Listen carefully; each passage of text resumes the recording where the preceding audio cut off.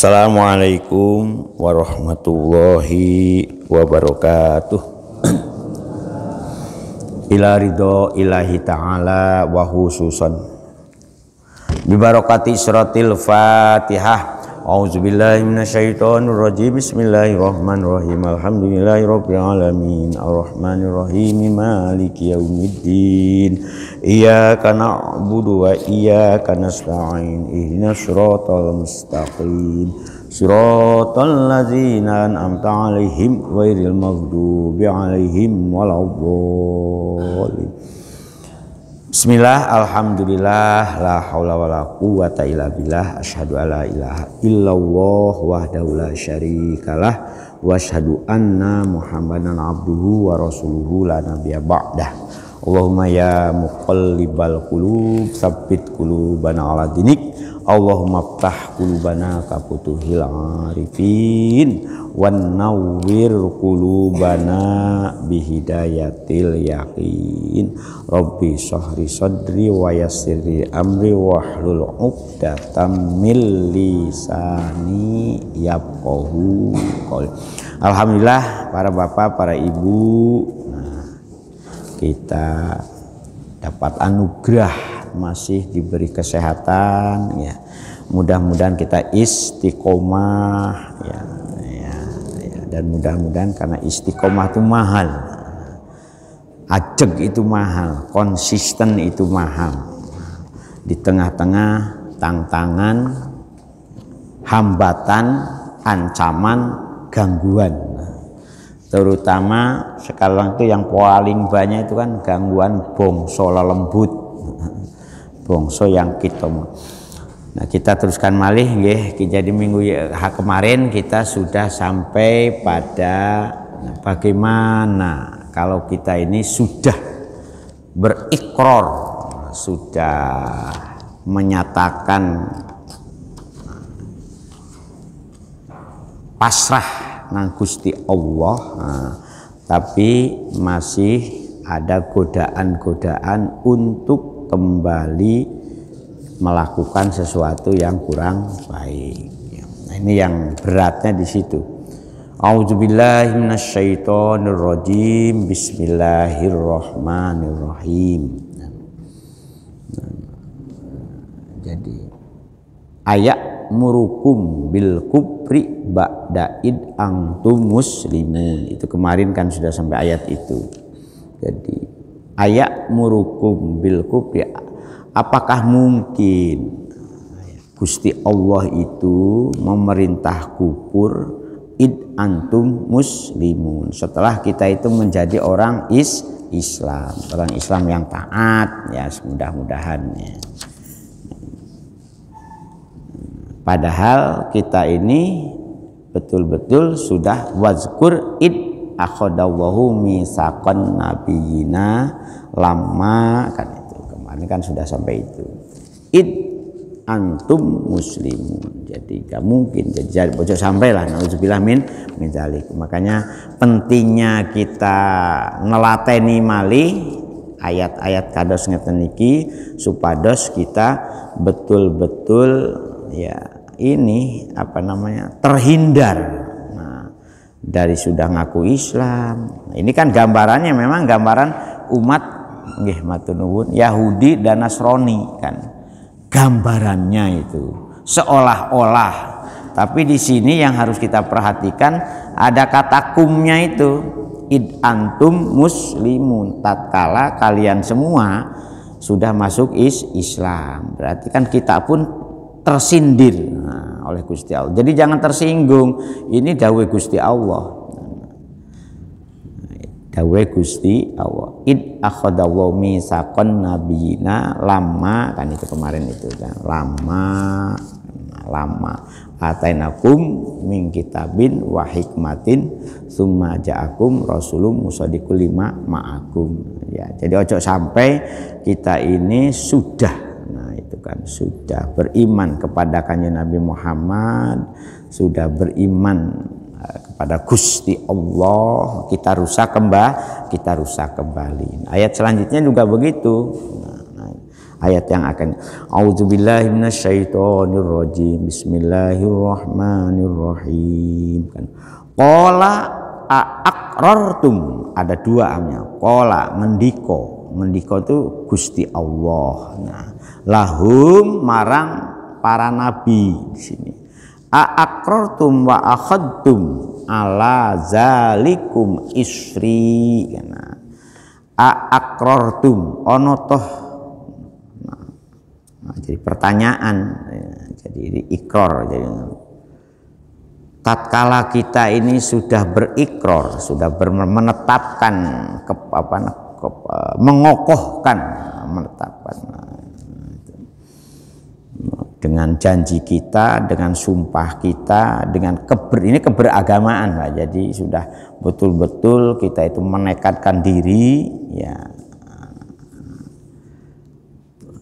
walaupun ini seolah-olah kepada para nabi, kan. Tapi kan kepada kita juga yang bizalika ingkono mengkono ahdil misak, di atas ayat sebelumnya, dengan kita berjanji di hadapan Gusti Allah, wa akhadtum ay qabiltum lan ngalapsir menerima. Nah, akhadtum di mana qabiltum, tegasnya kita ini sudah nerima dengan kebenaran agama, dengan kebenaran ajaran Gusti Allah, dengan kebenaran ajaran Rasulnya. Zalikum isri, kata Gusti Allah, ingkono mengkono apa yang sudah kita janjikan di hadapan Gusti Allah, apa yang kita sumpahkan di hadapan Allah. Jadi sebagaimana yang sudah sampaikan kemarin, jadi syahadat itu sumpah dan janji sebetulnya. Apalagi kalau yang sudah haji, yang sudah haji, alhamdulillah banyak ya. Jadi monggo yang sudah haji ini introspeksi, apakah kita ini benar-benar mabrur atau mabur, ya itu tergantung kepada bagaimana janji-janji kita ketika tawaf, ketika sa'i, ketika wukuf di Arafah. Kan labbaik Allahumma labbaik la syarikalah labbaik innal hamda wa ni'mata laka wal mulk. Kan itu nggih. Jadi itu sumpah itu labbaik Allahumma la syarikalah innal hamda wa ni'mata. Kan sungguh segala puji wa ni'mata dan segala nikmat kan laka wal mulk, hanya milikmu dan engkaulah maha raja. Jadi makanya kan alhamdulillahi rabbil alamin. Ketika alhamdulillahi rabbil alamin itu janji kita ditunaikan ketika kita tawaf, ketika sa'i, ketika wukuf di Arafah. Nah, kalau janji-janji itu sekarang masih kita rawat, masih kita jaga, ya insya Allah, ya, karena orang, kecuali kalau jenengan habis haji langsung mati, nah, wafat, nah itu enak, nah nggak punya beban. Makanya banyak orang yang kepingin wafat di Mekah, ya. Datang turun, adalah turun dari pesawat tahu-tahu digelendang oleh KPK, kan repot ada. Nauzubillah min zalik. Jadi isri, jadi ahdi, isri itu gimana ahdi, janji denganku, kata Gusti Allah. Isri qalu aqrarna. Nah, kemudian kita pada mengatakan nggih Gusti, lah bahasakan. Nah, qalu itu nabiyun di sini, ya para nabi masalahnya. Qalu moko padha ngendika, padha dawuh sapa para nabi, aqrarna nggih Gusti, kula ngakoni. Kemudian Gusti Allah memerintahkan qala fashhadu. Nah kan qala ngendika sapa Gusti Allah fashhadu, ini perintah lagi, moko janji sira kabeh, bersaksilah kalian semua wahai para nabi. Nah, wa ana ma'akum minasyahidin. Kalau kita benar-benar berpegang teguh, ya, berkokoh di dalam memegangi agama dan menjalankan semua yang menjadi aturan agama, wa ana ma'akum, kata Gusti Allah, wa ana utawi ingsun. Naknya Gusti Allah di sini ma'akum sertane kalian seperti awakmu kabeh. Nah, memang ini seolah-olah ayat ini untuk para nabi. Nah, yang memang beliau-beliau itu kan kokoh di dalam memegang istrinya itu, di dalam memegang janjinya itu. Gak seperti kita. Kadang-kadang kita ini biar ya, biar ketika susah biasanya wah sregep sungguh-sungguh. Nah, wa idaan amna alal ini. Tetapi ketika longgar, ketika duitnya akeh, gitu, rumahnya masih bisa ditempati dengan nyaman, kendaraannya mewah, istrinya cantik, wah pangeran gak ono. Sing ono itu adalah kepuasan, jalan-jalan, makan di restoran mana, itu nginap di hotel model apa.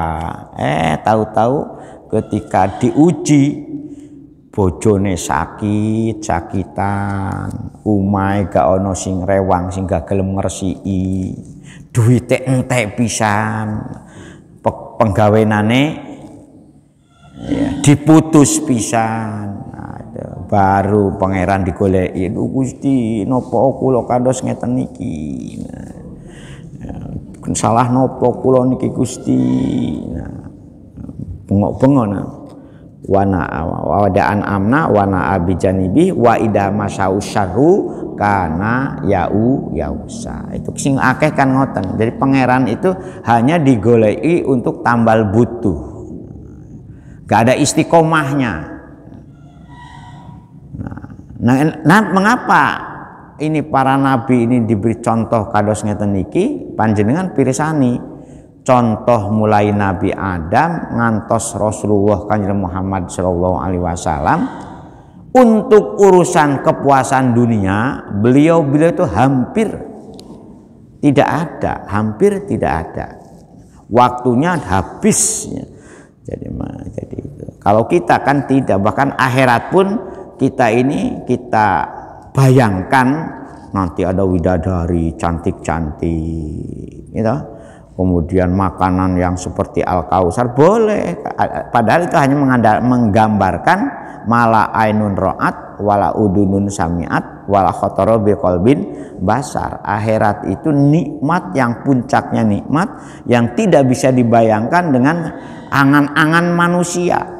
Yang kenikmatannya saking nikmatnya sehingga secara fisik digambarkan ada namanya Al-Kausar, telaga yang suci, kemudian ada lagi surga Firdaus, ada lagi gambarannya widadari. Kalau ibu-ibu bagiannya widodoro, bismillahirrahmanirrahim. Alhamdulillah. Nah, jadi gitu Bu itunya itu. Jadi makanya kan yang paling puncak dari nikmat akhirat itu adalah pimak adis sidakin indah malikin muktadirin. Ketika kita bersimpuh berada di alam Tuhan dengan Tuhan, depan dengan Tuhan, wah itu sama seperti jenengan membayangkan model apa saja ketika panjenengan ketemu dengan sangat kekasih, nah, ya kan jantung koyok gak ini ya Bu ya. Nah. Wa ana ma'akum mina syahidin para nabi ya.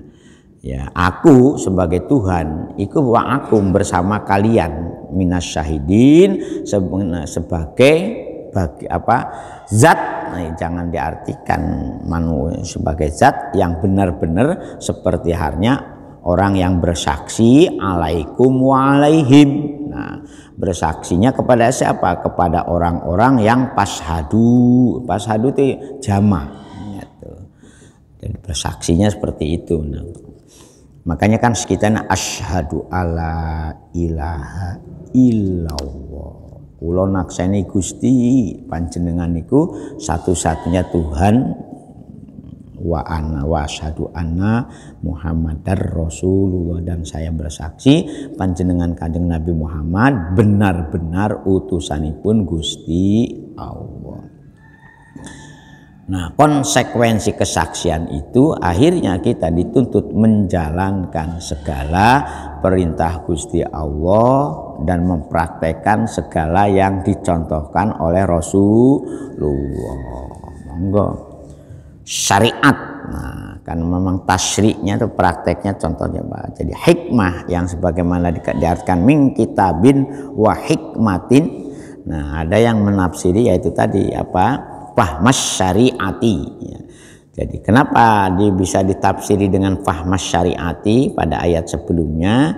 Karena memang praktek menjalankan tuntunan agama itu sangat tergantung kepada contoh dari Rasulullah.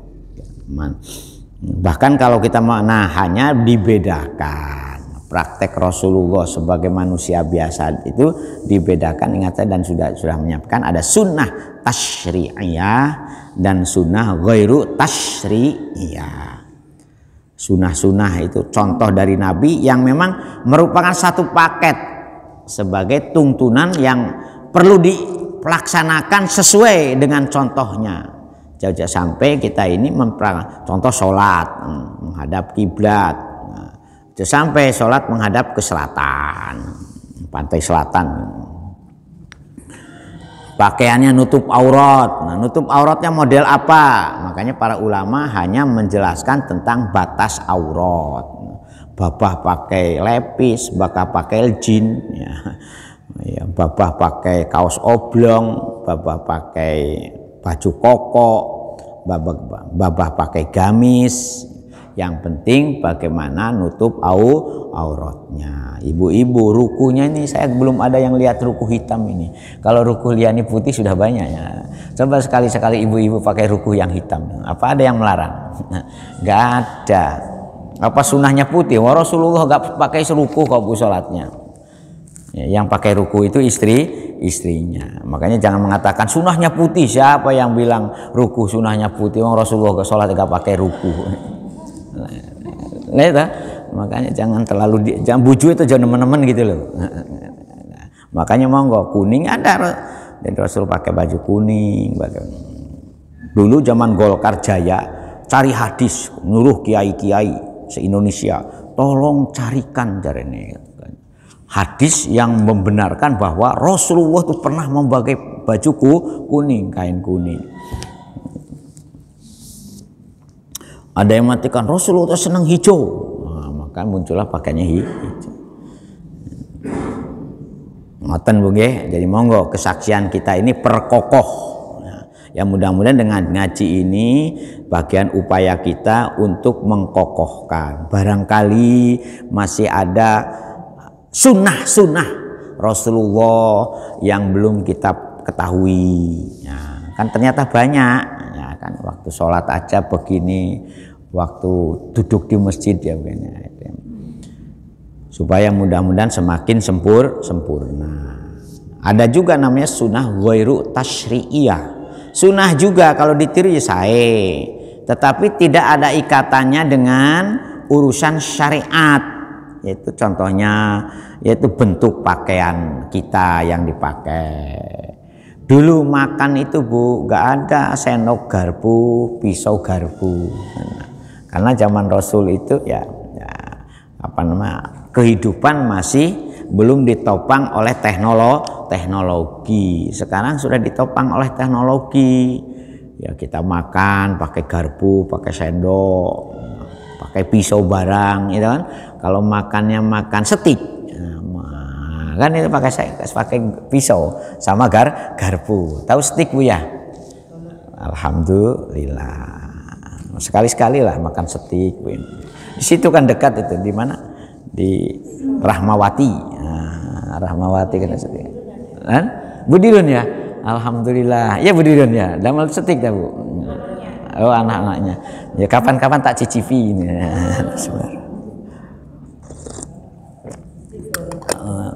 Setik. Jadi nah hal-hal seperti itu namanya istilah itu sunnah ghairu tasyri'iyah. Bahkan kita ini lebih berbudaya karena Rasulullah zaman itu sudah mulai bagaimana merubah cara primitif dengan cara berbudaya. Meludah biasanya coh seenaknya. Walaupun katanya mimpi jelek kemarin jarene mubalek ya, kalau mimpi jelek mimpi apa ya cuh tahu-tahu suaminya sebelah kiri. Jadi cara meludah, cara apalagi membuang dahak. Yang kita ini serba istimewa. Kalau panjenengan niteni apa yang dicontohkan Rasulullah itu merupakan bentuk model kehidupan yang berbudaya, tidak primitif gitu. Makan, kemudian minum, duduk, kemudian pakai tangan kanan, kan semuanya di samping juga kita mengikuti Rasul. Jadi ternyata ada nilai-nilai etiknya, ada nilai-nilai adabnya, ada nilai-nilai totok kromonya. Kok nun sewu ya, koyo masuk WC kencing dengan dodok itu ternyata bisa menghindari penyakit namanya prostat. Jadi itu semua jadi gak ada itunya, itu apa namanya, nilai hikmah itu ada. Makanya para ulama sampai menulis buku Hikmatut Tasyri' wa Falsafatuhu, itu ada bagaimana sih keistimewaan dari praktek yang dicontohkan oleh Rasulullah, cara menggauli istri. Jadi sampai cara meniduri istri pun itu ada syariatnya, ada konstitusinya, ada aturan, tidak asal numpak kuda saja, ya ada aturannya. Sampai Rasulullah memperkenalkan kepada Sayyidina Ali, bagaimana kamu ojo sampai lupa membaca ismullah. Makanya Allahumma janibus syaiton wajib makanya. Jadi ada konstitusinya, itu kan konstitusi itu pedoman. Wong milon aja ngilon ngoco.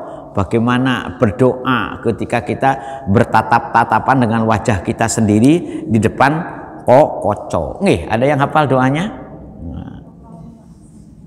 Nah, alhamdulillah pakai pakaian. Jadi semuanya akhirnya berkah. Hidup kita berkah, tidak ada. Jadi pakaian bisa mengantarkan kita husnul khotimah. Make up dan lipstick bisa mengantarkan kita husnul khotimah. Kan ngilon itu. Oleh karena itu famang tawalla, barang siapa yang berpaling ya. Ai a'rodo tegese barang siapa yang mengo kan berpaling. Ba'da zalika, setelah orang itu melakukan misak, melakukan perjanjian, melakukan sumpah dan melakukan syahadat. Jadi barang siapa yang berpaling ketika kita ini sudah melakukan sudah berikrar, sudah berjanji dengan Gusti Allah, berjanji dengan Rasulullah akan mengikuti sunnahnya, faulaika humul fasikun, maka orang itu faulaika mongko utawi kono mengkono pamang tawala, kembalinya ke situ. Hum utawi siman tawala iku alfasikuna, orang-orang fasik. Jadi makanya orang fasik itu itunya istilah pemahaman siapa si fasik itu, orang yang ngaku Islam, orang yang mau ngerti dengan tuntunan Islam, mung orang mempraktekkan. Kembali jarkoni lagi. Jadi kan Islam itu nol.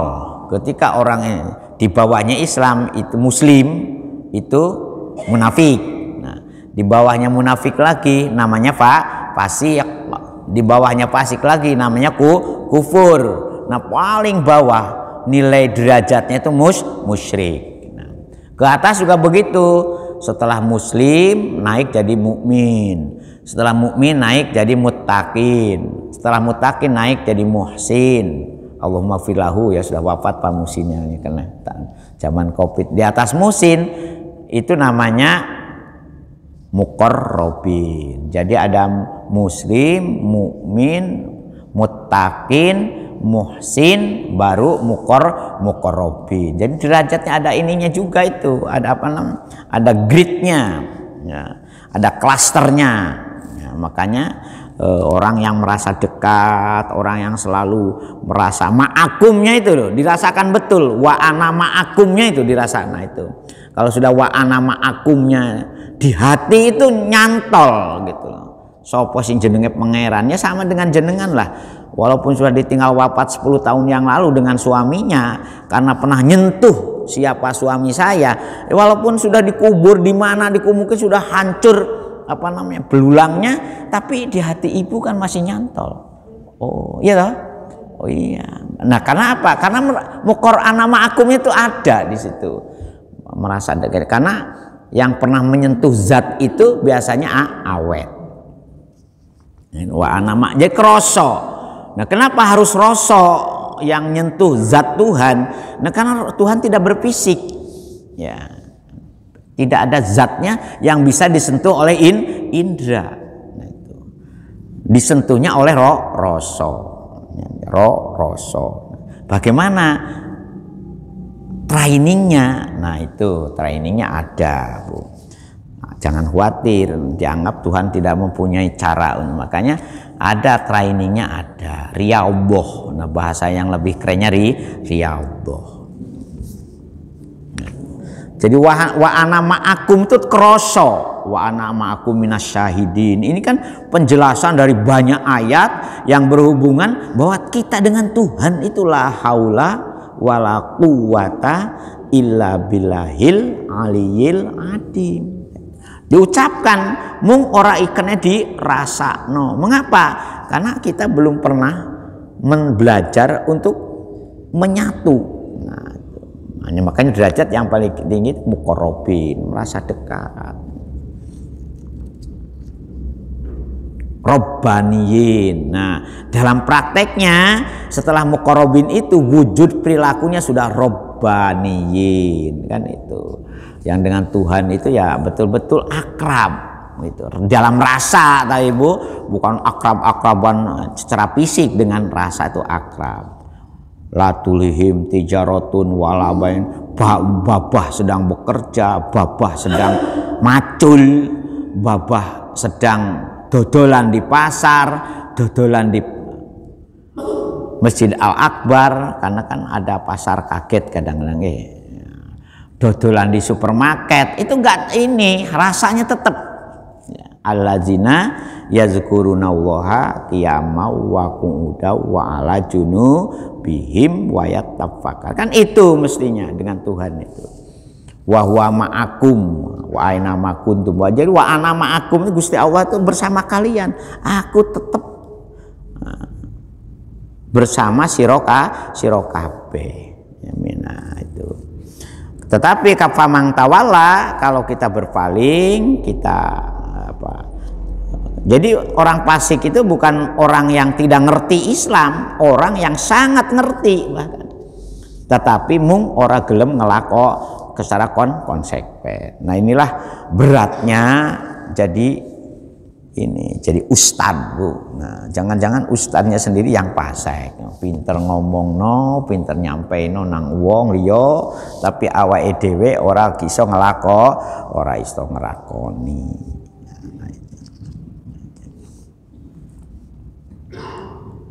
Ngoten nggih, ya monggo kita belajar supaya tidak termasuk.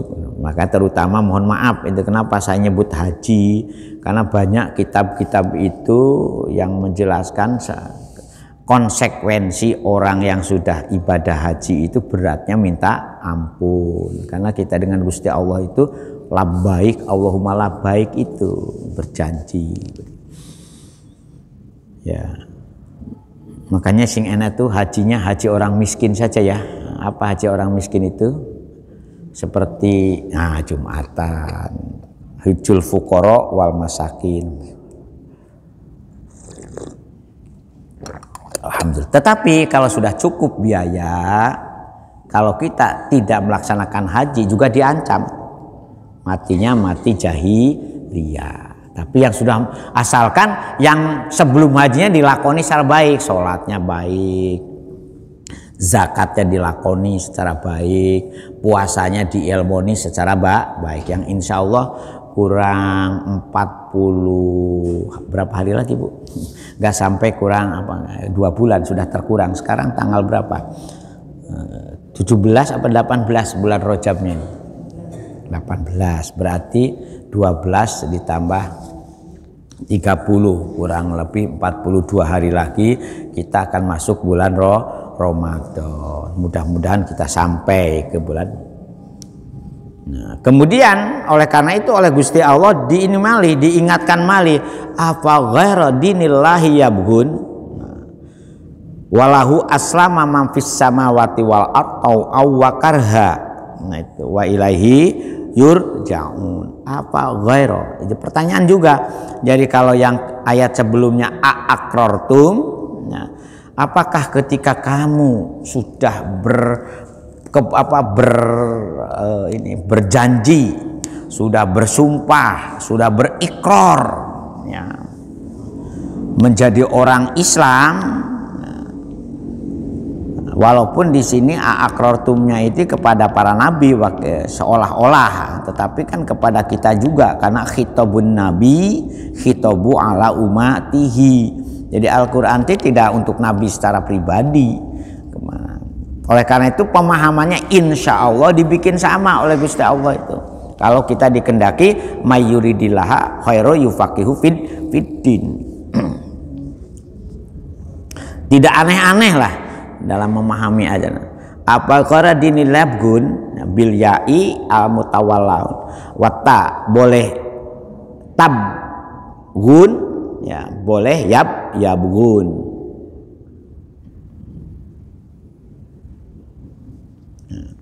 Apa ghairu dinillahi mongko ana ta ing liyane Gusti agamanipun Gusti Allah kalian podo apa ya pun para berharap apakah kalian akan berpaling, ya itu apakah kalian akan memilih bukan agamanya Gusti Allah, apakah kalian tidak akan meyakini kebenaran agamanipun liyane Gusti liyane agama saking Gusti Allah. Padahal walahu lan iku marang Gusti Allah aslama podo nunduk, podo mengikuti, podo taat, podo patuh man fis samawati wal ardi, siapapun apapun yang ada di langit dan apapun yang ada di bumi, karha tauan dengan rela hati, tauan itu dengan aukarha itu tuh wakarha baik dengan secara terpaksa. Jadi seandainya kita tahu kebenaran agama dari Gusti Allah itu, maka tidak ada seekor apapun, sejenis apapun, serupa manusia model apapun untuk menjadi orang yang muslim, orang yang taat kepada Gusti Allah. Karena apa? Karena setelah mereka tahu bahwa ketaatan itu merupakan sesuatu yang istimewa, sesuatu yang menguntungkan, baik secara rela hati maupun secara terpaksa, pasti mereka akan aslama gitu loh Bu. Tidak akan lagi memilih ghairu dinil Islam. Tidak akan memilih ghairu dinil lahi. Itu maksudnya itu. Wa ilaihi, karena apa? Kalau di atas wa ana ma'akum, nah di bawah Gusti Allah menjelaskan wa ilahi lan marang Gusti Allah iku yurjauna awakmu kabeh bahkan dikembalikan. Jadi yang benar itu makanya carilah, makanya kadang-kadang dari sisi pembahasan kalau panjenengan baca koran, orang-orang non muslim juga kalau meninggal dunia kan selamat kembali kepada Allah, ya toh, Bapak Allah, ya gak salah sebetulnya karena wa ilaihi rojiun. Kita pun begitu, ya kita pun wa ilaihi rojiun kan mestinya itu innalillahi wa inna ilaihi rojiun. Nah ayat yang menjelaskan bahwa kita kembali pada Gusti Allah banyak, termasuk ayat ini kan. Jadi sebenarnya seandainya kita tuh ngerti betul, ya, paham betul tentang agama Gusti Allah, tentang ajaran Gusti Allah, maka tidak ada sejenis makhluk apapun yang ada di langit maupun ada di bumi tidak memilih, tidak masuk agamanipun Gusti Allah, baik secara sukarela maupun secara paksa, terpaksa lah. Makanya kalau bahasa orang dulu kan mulanya dipaksa, akhirnya biasa, setelah biasa akhirnya cinta juga. Makanya ada pepatah riting tisno jalaran soko gulibet. Nah, jadi dipaksa gak apa-apa, dipaksa dulu. Walaupun ada ayat juga kan la ikroha fidini qad tabayyana rusdu minal ghai. La ikroha fidin, memang betul ketika nah, mengapa ada ayat itu? Ya karena pada prinsipnya di dunia ini manusia akan meyakini adanya agama itu. Tetapi agama yang kita yakini belum tentu sesuai dengan wong yang yang benci sama orang Islam aja sing digoleki demit kok. Ya toh, agamanya agama tahayul, agamanya agama nyembah Laut Kidul, nyembah Gunung Lawu, nyembah Gunung Kelud kan itu. Topo di makamnya mana itu Pamenang itu Aji Joyoboyo kan itu. Walaupun mereka sebetulnya kalau kalau benar-benar iman ngerti kepada Gusti Allah ya paling datang ke masjid, ya tidak akan datang ke tempat-tempat lain. Walaupun sekarang ada yang mengkritik masjid jangan seperti candi-candi, diperindah, diperbaiki, tetapi jamaahnya gak ono, ya, ilmunya, keislamannya gak dikembangkan, kesejahteraan itu tidak dipikirkan. Itu yang pengurus takmirnya ini masjid mana itu Jogja Karian. Nah, itu selalu coba jenengan dengarkan ceramah-ceramahnya pengurus takmirnya Jogja Karian kan, jangan membuat masjid seperti candi. Alhamdulillahirabbil alamin. Ya. Wa in ngoten nggih wakar dengan apa? Nah, maksudnya wakarha itu karena mereka menjadi orang beragama Islamnya, ya gampangannya itu bisaifi karena melalui perang. Dengan perang itu akhirnya dia tak tunduk dan takluk. Banyak juga kan. Tetapi bukan berarti nyebarkan agama harus berperang, tidak. Ketika kita ini terpaksa seperti apa yang dilakukan Rasulullah dengan perang Badar, dengan perang Uhud, dengan perang Tabuk, dengan perang Mu'tah, nah, kan pernah itu. Tetapi perang-perang itu bukan berarti kesengajaan diperintahkan oleh, tidak. Ketika umat Islam betul-betul terpepet, nah, seperti perang Badar itu kan terpepet, dihina bahkan mana, ya bisa maksudnya itu. Tapi banyak juga kan yang masuk Islam. Begitu juga waktu perang Uhud, banyak juga yang bahkan ketika perang Tabuk kan itu sekian banyak musuh Islam itu akhirnya masuk Islam. Maksudnya karhab. Jadi dengan segala sesuatu yang yulji'u, ya, sepertinya yang karena wa ilaihi lan marang Gusti Allah iku yurjauna, semuanya akan dikembalikan pada Gusti Allah. Ngoten, mudah-mudahan kita juga begitu Bapak nggih. Jadi nah, oleh karena ayat setelahnya ini seperti kul amana billahi wa ma unzilna ini. Kul maka dawuh ngendika panjenengan Kanjeng Nabi Muhammad lahum kepada orang-orang kufar, amanna imano sirok ingsun Kanjeng Nabi bilahi marang Gusti Allah, wa ma unzila alaina, dan juga saya sebagai nabi juga beriman juga kepada apa-apa yang sudah diturunkan oleh Gusti Allah. Nah itu. Wa ma unzila ala Ibrahim wa Ismaila wa Ishaqa wa Yaquba wal asbat wa ma utiya Musa wa Isa wa nabiyuna min rabbihim la nufarriqu baina ahadin minhum. Nah, wa nahnu lahu muslimun. Insyaallah minggu depan. Monggo Pak. Nah, ini. Jadi tolong kita yang sudah meyakini kebenaran Islam ini ojo sampai dirusak lagi dengan kelakuan yang memper berbuat fasih. Karena apa? Innal munafikina fid-darkil asfali minanar. Kemudian neraka itu akan diisi oleh munafik, oleh orang fasik, oleh orang zalim, oleh orang kafir dan orang musyrik. Nanti di ayat-ayat setelah ini kita akan menghadapi ayat-ayat itu.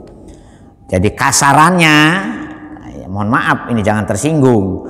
Kalau jadi orang Islam masih mempraktekkan ciri-ciri orang munafik, ora bakalan dapat ampunan dari Gusti Allah. Jadi ngaku orang Islam ngelakoni perbuatan yang dilarang, itu fasik namanya itu. Ya, kalau kemarin ibu-ibu katanya STMJ katanya. Nah, jadi yang penting kita ini ya belajar, wong kita sama-sama belajar. Nipak. Nah, jadi insya Allah kalau orang-orang yang rajin sholat subuh itu ada hadis, insya Allah kita terbebas dari sifat-sifat munafik, insya Allah. Jadi ukurannya Bu, kita ini sudah ditolong menjadi orang muslim yang baik 2 sholat. Jenengan untuk sholat subuh itu abot opora. Nah, kalau kita mau sholat subuh masih rasanya abot, istighfar yang banyak. Karena kita masih bukan terjerumus lah, masih kecipratan sifat-sifat munafik. Nah kalau sholat subuh sadurunge subuh tangi, jangan kalah sama nyamuk. Biasanya ada nyamuk, saya heran juga itu. Jam 2, jam 3 itu kadang nyung nang kuping. Iya. Nah berarti kita ini harus istighfar. Aku kalah karo nyamuk wis ngingatno aku. Jadi nyamuk tuh ada yang istimewa. Kalau burung, Bu. Burung itu rata-rata sebelum kita bangun itu sudah bunyi di rumah saya. Seperti ayam itu. Makanya sebelum ayam berkokok. Nah, ya kan izin sebetulnya. Ya. Mosok ayam yang nggak ngerti syahadat kok sudah lebih taat dengan kita, sementara kita bolak-balik syahadat saja masih tidak. Makanya diingatkan kan, kenapa setiap sholat mesti ada syahadatnya. Dalam rangka bagaimana misak kita, ahdu kita, istri kita itu supaya betul-betul konsekwin. Nah, ngoten nggih. Ngoten nggih sementara. Ada monggo Pak, ada yang mau komentar nggih, gimana?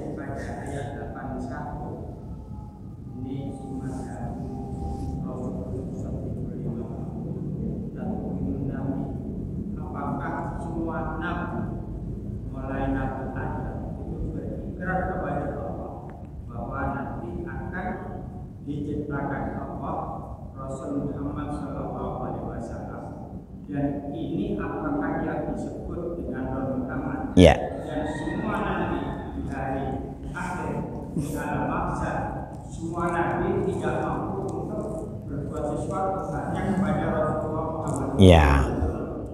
Jadi begini. Jadi sebetulnya semua nabi dan rasul itu oleh Gusti Allah itu sudah diberi yang namanya skenario kehidupan ciptaan Allah Subhanahu wa taala. Jadi Gusti Allah itu kan ada istilahnya itu sirul qada dan sirul qadar. Kan makanya wabil qadari khairihi wa syarihi minallahi taala. Jadi sebetulnya sudah tahu. Jadi Gusti Allah itu fil ajali itu kan sudah mencetak sebuah dokumen ya, skenario dari kehidupan semua makhluknya kan itu. Nah, termasuk Nabi Adam dan segala itu tahu. Nah, kenapa Nabi Muhammad itu betul-betul ada istilah Nur Muhammad? Nur itu kan cahaya. Muhammad terpujinya zat yang maha. Jadi sebetulnya yaitu seperti tasbih itu. Kenapa tasbih itu dirantai, digulung sampai 99 yang 100. Jadi Gusti Allah itu digambarkan seperti punjernya tasbih, sementara titik-titik-titiknya itu merupakan. Nah, mohon maaf, memang kajian khusus tentang Nur Muhammad ini biasanya dibahas dengan pendekatan tasawuf. Kalau dengan pendekatan orang-orang yang sekolah di perguruan tinggi keagamaan itu dianggap irasional. Karena membahas substansi dari kehidupan manusia, ruh sebetulnya Pak. Ya, Nur Muhammad itu ruh yang kan ruh kenabian dan ruh kemalaikatan itu memang beda dengan ruh kemanusiaan biasa. Nah, itu sebetulnya makanya itu Nur Muhammad, Nur Cahyo. Satu, yang kedua, ketika jasad ini sudah dibersihkan dengan perilaku keagamaan kita yang sempurna, ya, sebetulnya capaian kepada derajat muqarrabin itu sebetulnya sebuah proses, dan proses itu sebetulnya bisa mengantarkan kita juga liqa. Nah, itu ketemu dengan Tuhan. Jadi Nur Muhammad itu sebetulnya gambaran dari Tuhannya sendiri sebetulnya. Makanya diciptakan paling pertama. Dan terus yang kedua, secara fisik memang Kanjeng Nabi Muhammad itu diberi keistimewaan khusus karena Nabi terakhir, termasuk ayat Al-Quran. Ada beberapa ayat yang secara khusus tidak pernah diberikan kepada rasul-rasul sebelumnya, tapi diberikan kepada Kanjeng Muhammad Shallallahu Alaihi Wasallam. Terus yang kedua, syafaat. Makanya kan Al-Quran ini ada hadis kan, Iqra'ul Quran ya'ti yaumal kiamati syafi'an li ashabihi. Jadi itu Pak. Jadi ada keistimewaan ya untuk Kanjeng Nabi Muhammad itu.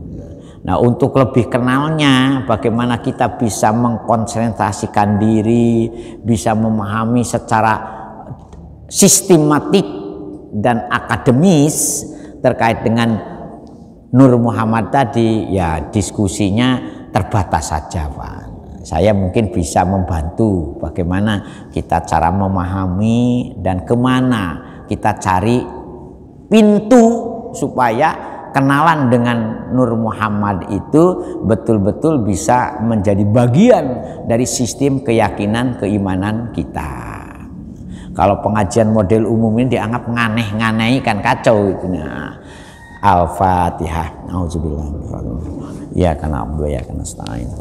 Wal maghdubi alaihim waladdallin. A'udzubillahi min hamdan na'imin hamdan syakirin hamdan wa afin ni'amah wa yukafi mazida ya rabbana lakal hamd kama yanbaghi li jalali wajhika wa adimi sultanik.